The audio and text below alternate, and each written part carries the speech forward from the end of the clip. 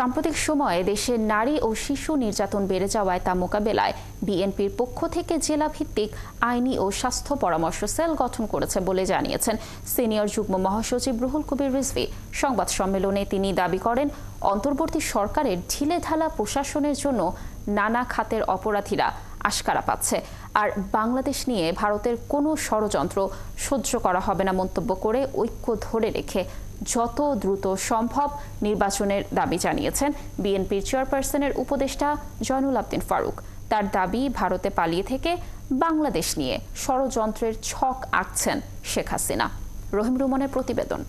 আইনের শাসনের শক্ত কাঠামো তৈরি করা হলেই মাগুরায় পাশবিক নির্যাতনের শিকার হয়ে শিশুর মৃত্যু সহ জেলায় জেলায় নারী হেনস্থা সহ বেশ কয়েকটি ঘটনায় উত্তাল সারা দেশ। দীর্ঘদিনের বাংলাদেশের সামাজিক সকালে নয়াপল্টনে সংবাদ সম্মেলন করে এই প্রেক্ষাপটে নারী শিশুদের নিরাপত্তা নিশ্চিত করতে আইনি ও স্বাস্থ্য পরামর্শ সেল গঠনের কথা জানান বিএনপি নেতা রুহুল কবির রিজভী। জোরালো দাবি করছি, ধর্ষণে নির্যাতিত শিশুর মৃত্যুতে হত্যাকারীদের দৃষ্টান্তমূলক শাস্তি অতি দ্রুত নিশ্চিত করা হোক। বন্ধুগণ, বাংলাদেশ জাতীয়তাবাদী দল দেশব্যাপী নারী শিশু নির্যাতন, ধর্ষণ ও হত্যার ঘটনাগুলো তথ্য সংগ্রহ, নিপীড়িত নারী ও শিশুদের আইনি এবং স্বাস্থ্য সহায়তা দেওয়ার জন্য একটি সেল গঠন করেছে।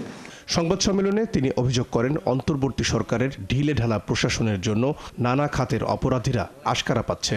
বর্তমান শাসনকালে মানুষের প্রত্যাশা ছিল সারা জাতিতে তৃণমূলে অতি দ্রুত আইনের শাসন বলবৎ, কিন্তু প্রশাসনের শ্লথ ও ঢিলেঢালা আচরণের কারণে সমাজে দুষ্কৃতিকারীরা নানাভাবেই আশকারা পাচ্ছে।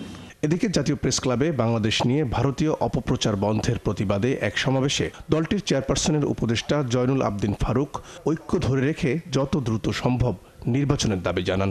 এই ঐক্যের মধ্য দিয়ে বাংলাদেশে ডক্টর ইউনূস একটি নির্বাচন দিয়ে দেন, কারণ আপনি আর পারছেন বলে আমি না, জনগণ বলা শুরু করেছে, ষড়যন্ত্র শুরু হয়েছে। এই ষড়যন্ত্র রুখতে হলে প্রয়োজন নির্বাচন। বাংলাদেশ নিয়ে ভারতের আর কোনো ষড়যন্ত্র সহ্য করা হবে না মন্তব্য করে বিএনপির এই নেতা হুঁশিয়ারি দেন, এরপর থেকে সকল ষড়যন্ত্রের জবাব দেওয়া হবে। তারেক রহমানের নির্দেশিত ২০ বছরের আন্দোলনের অর্জিত সরকারের বিরুদ্ধে এখনো আপনারা এই মোদি এখনো ষড়যন্ত্র করে যাচ্ছেন।